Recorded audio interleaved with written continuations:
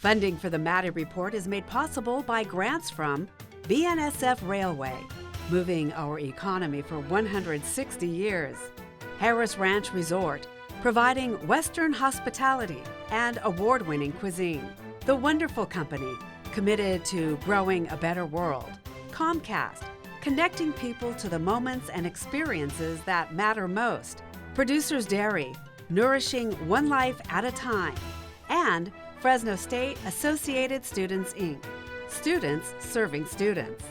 The Maddy Report is also made possible thanks to contributions from Cook Land Company and E&J Gallo Winery. From the Maddy Institute, the Public Policy Institute for the Valley's 4 public universities, this is the Maddy Report with Executive Director of the Maddy Institute, Blake Zante. Welcome to the Maddy Report. I'm your host, Blake Zante, Executive Director of the Maddy Institute and host of the Maddy Report. I'm here with Jason Phillips, CEO of the Friant Water Authority, and Allison Febbo, General Manager for the Westlands Water District. Today we'll be discussing how these respective organizations facilitate water distribution, as well as highlight some of the region's key priorities for water management. Jason and Allison, thank you so much for joining us on the program today. Really appreciate it. Thank you for having us. Yeah, thank you. Great. Well, let's start with you, Jason. Could you just tell us a little bit about what does Friant Water Authority do? Yeah, no, happy to. And most of your listeners are probably familiar with where Millerton Lake stands, just north of Fresno.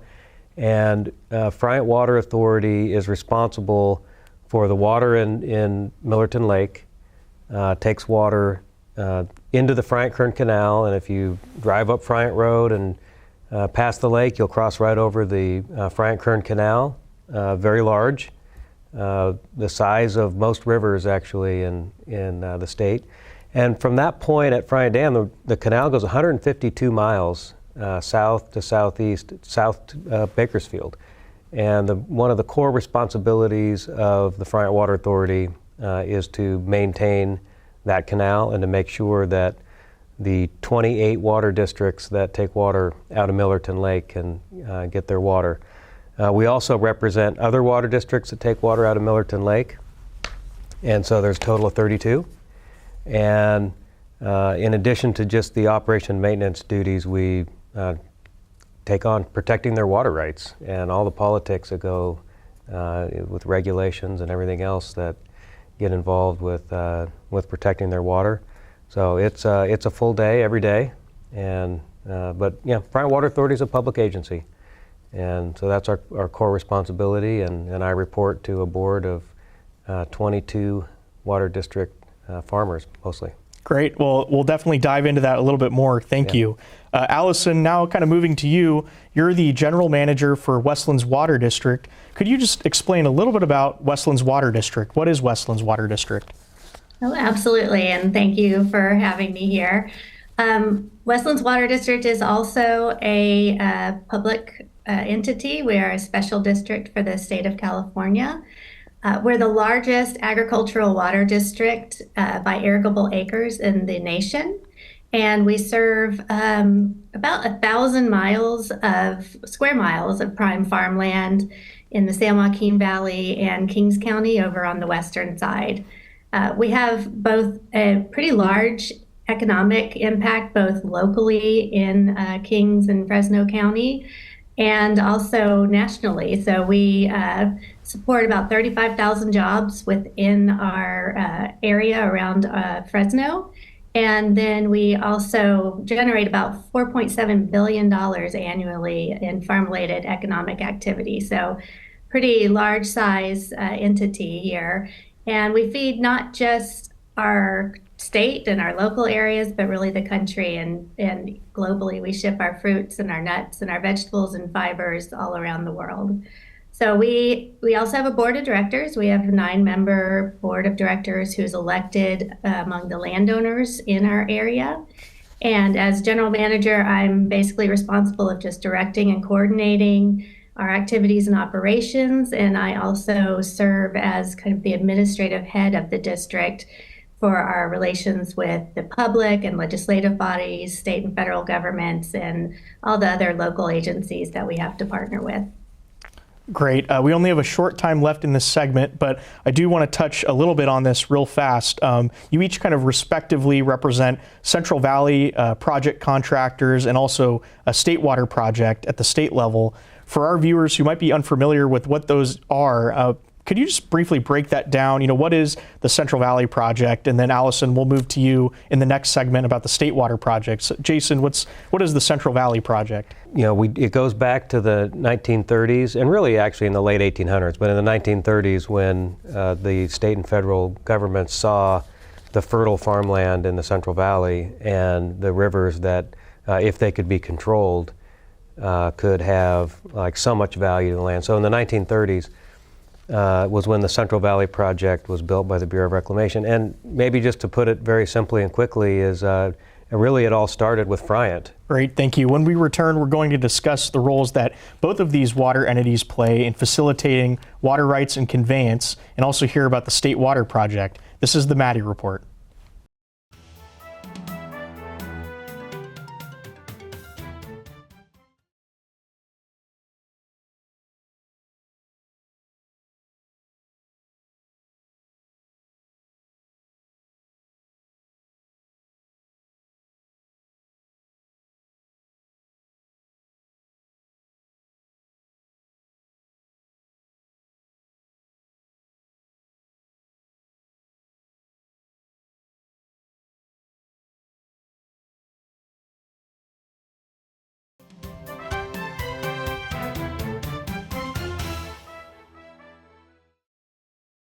Welcome back to the Maddy Report. I'm here with Jason Phillips from the Friant Water Authority and Allison Febbo from the Westlands Water District. Allison, now let's go to you. Let's talk about what happens with the State Water Project and Central Valley Project. You have both of these contractors in Westlands Water District. Could you talk about what's your relationship with both of these different projects? And if you could just break that down for us. Yeah, so State Water Project is similar in terms to the Central Valley Project in terms of just being a large statewide project.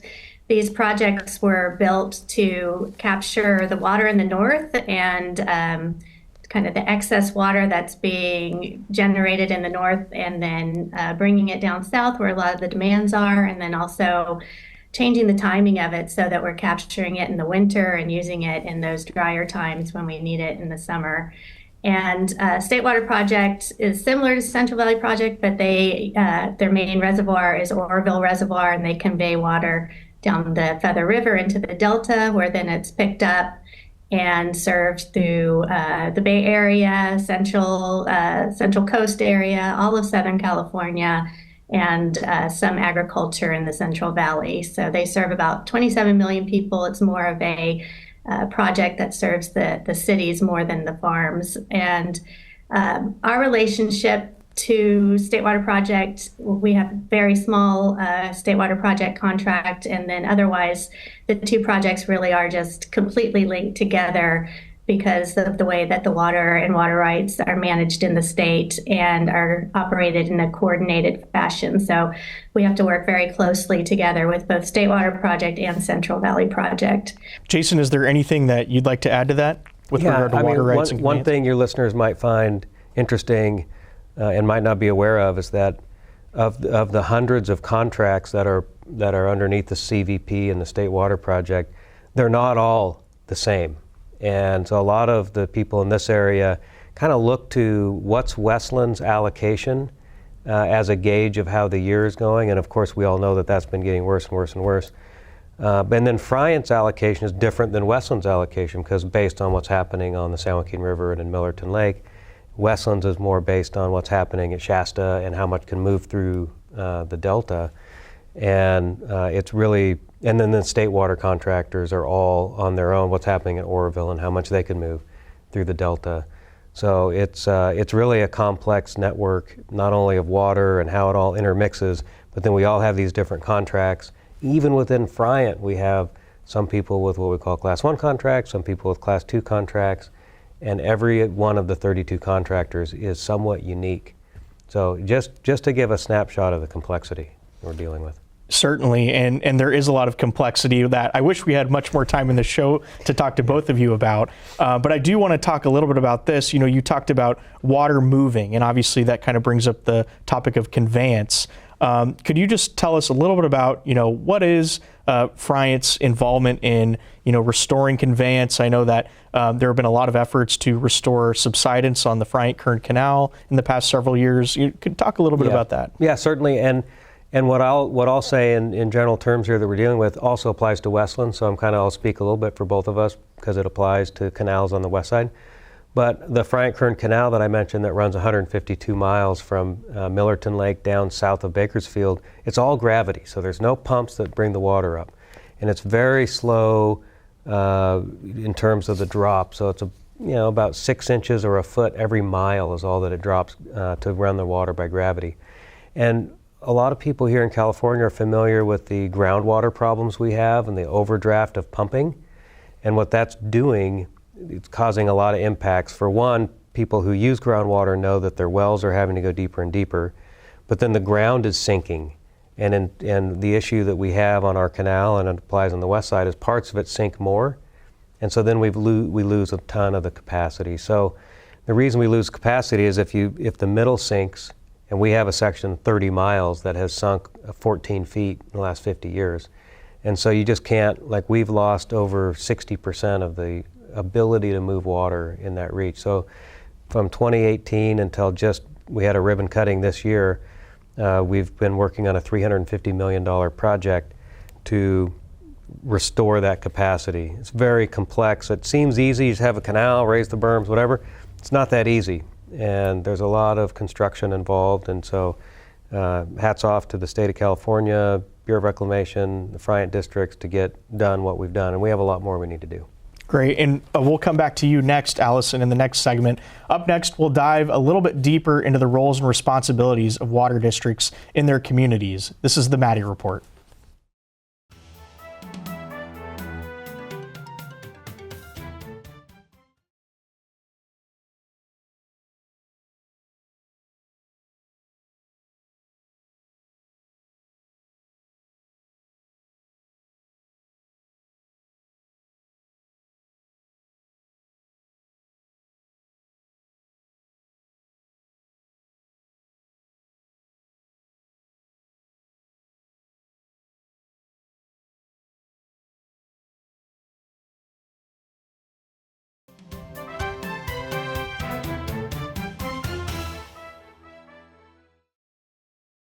Welcome back to the Maddy Report. We're talking with Jason Phillips from the Friant Water Authority and Allison Febbo from Westlands Water District.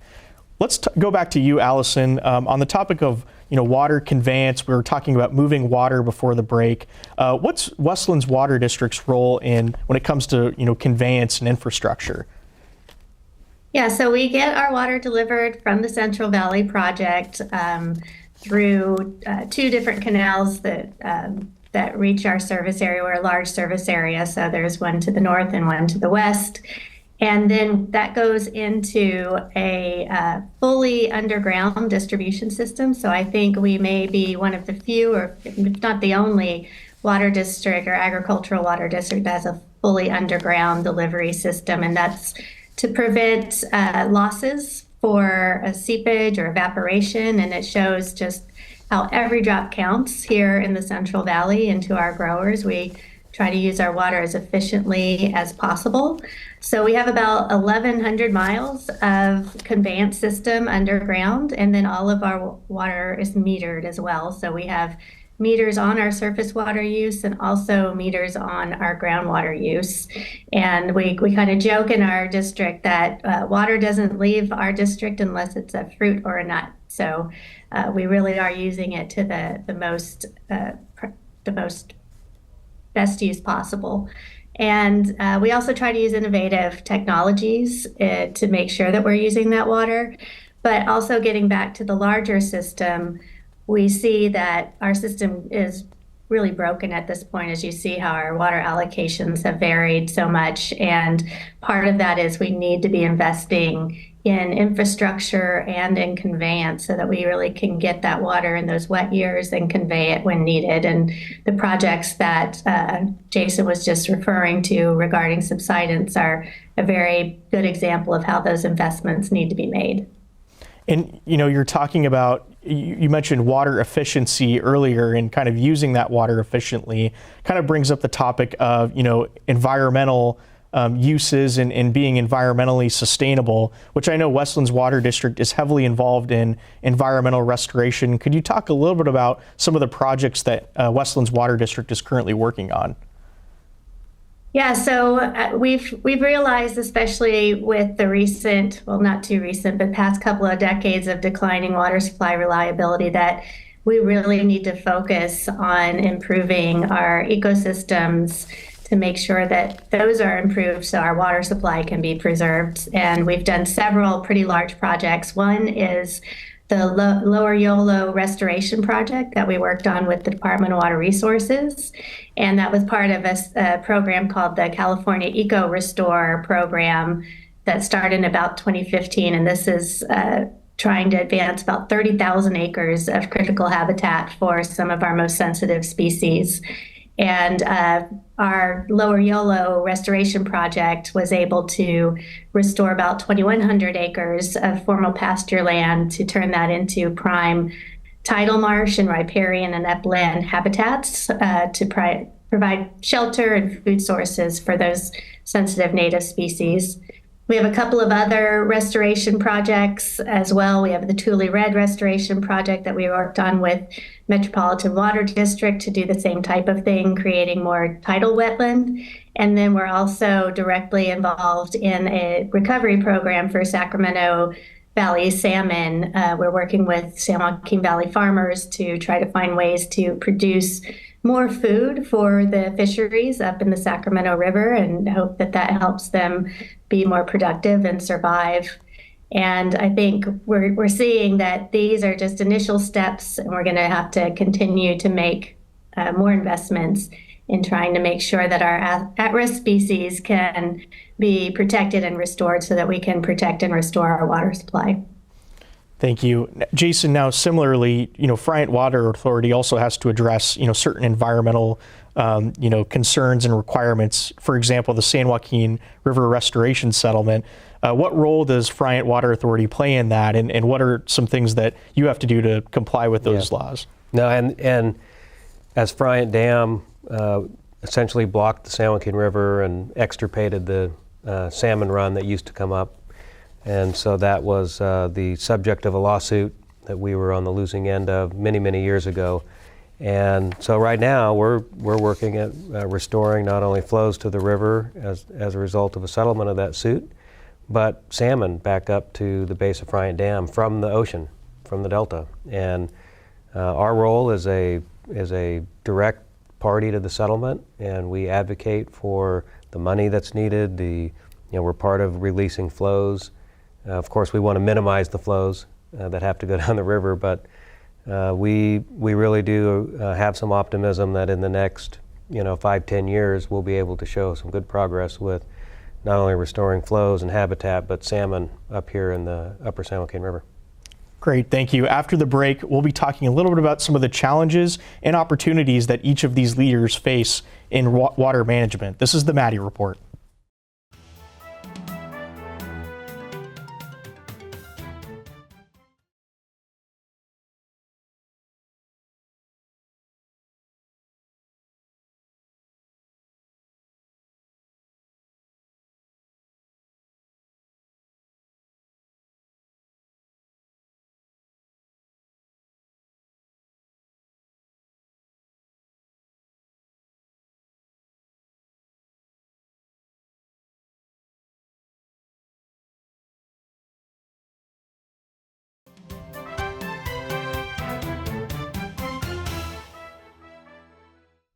Welcome back to the Maddy Report. We're talking with Jason Phillips from Friant Water Authority and Allison Febbo from the Westlands Water District.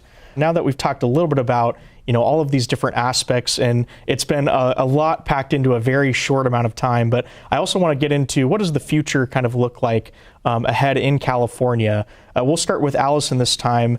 Allison, what are some of the obstacles that Westlands Water District is facing at the current moment with respect to water?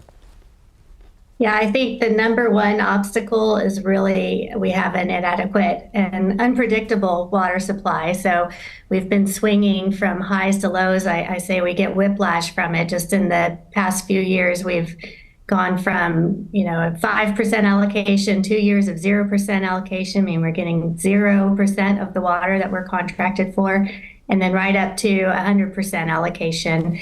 And we're trying to find ways where we can manage through that so that we can reduce that volatility in our water supply allocations. Also, other challenges, we talked about this a little bit before, but just having more infrastructure for water storage and conveyance. As we're seeing these highs and lows of water supply availability, we need more plumbing to move that water around and get it where it needs to go when it needs to be there. And then also just our regulatory environment. A lot of the changes that we've seen in our water supply are due to environmental regulations, along with what we're seeing in a changing climate and unpredictable water supply hydrology. And we really are looking for just more transparency and collaboration when we're coming up with these regulatory requirements. Thank you. And Jason, similar question to you. What are some of the challenges that Friant is currently looking at as well? Well, three come to mind. One is, as Allison pointed out, and as many people in the Valley are aware, the groundwater issues with the Sustainable Groundwater Management Act and just the precious resource of groundwater, which this valley has been dependent on for so long, is now we're having to phase out of a big chunk of that. And growers are not quite sure what to do, so that it's a pretty scary future. But the overpumping is also causing impacts to facilities like the Friant Current Canal. So there's a lot of friction there, and a lot of it is dealing with our own growers. So that's one. Two is just the runaway regulations. And for the past 30 years, we've just seen one after another. It piles on. And we know what the impacts of the regulations are. It's water that Allison and I need to deliver to help recharge groundwater, frankly, and it's going out to the ocean. So we know what the impacts are, but we don't know what the benefits seem to be because the fishery populations seem to keep crashing. So there doesn't seem to be a lot of accountability there. The last thing that is really we're all struggling with is runaway cost. I mean, inflation has really been hitting us pretty hard, just the farmers with everything else they're dealing with. Certainly. Those are some big challenges that you both are facing. Are there any projects that you're both working on together at the moment? We only have a little bit of time left here in this segment, but would love to hear anything that you guys are working on together at the moment. Well, I can start. I mean, I don't know there's not a whole lot of big things we're not working on together. There's just a lot of coordination, collaboration going on. And in fact, just in the last month or so, Westlands and Friant has signed a couple of agreements, one with Metropolitan Water District and another one with the Bureau of Reclamation.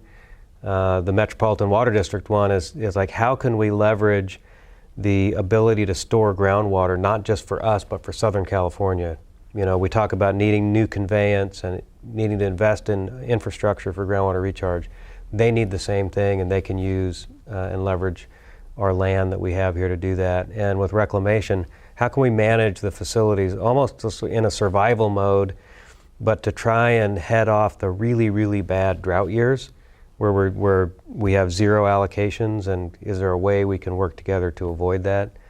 Yeah, absolutely. Allison, is there anything, we'll give you the last word, anything that you want to add to that? Sure.